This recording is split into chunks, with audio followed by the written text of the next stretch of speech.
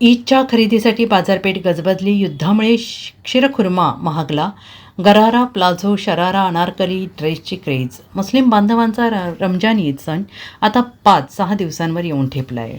या पार्श्वभूमीवर कपडे, सौंदर्य प्रसाधने, क्षीरखुर्मा बनवण्यासाठी लागणाऱ्या साहित्याच्या खरेदीसाठी बाजारात गर्दी होते.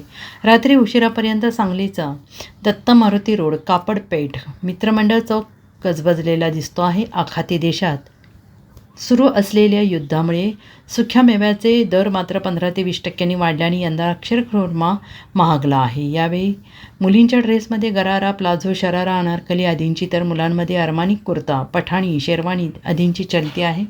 यंदा कपड्यांचे दर 10% वाढले आहेत. रमजान ईदच्या खरेदीसाठी गेल्या 8 दिवसांपासून बाजारात गर्दी होते आहे.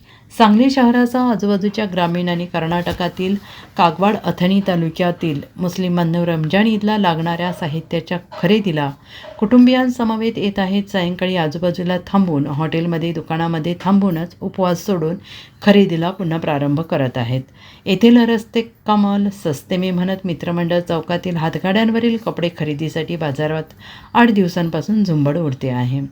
यासाठी यावर्षी मुलींसाठी गरारा सूट, प्लाझ्मो, शरारा, अनारकली, फॉरनचा सूट तर मुलांमध्ये अरमानी कुर्ता, जॅकेट, पठाणी, कुर्ता पायजामा, शेरवानी आदी ड्रेस कपड्यांना मागणी आहे. बाजारात महिलांच्या कपड्यांची अगदी 500 रुपयांपासून ते 60 ते 65,000 रुपयांपर्यंत विक्री होत असल्याची माहिती कपडे व्यापाऱ्यांनी दिली आहे.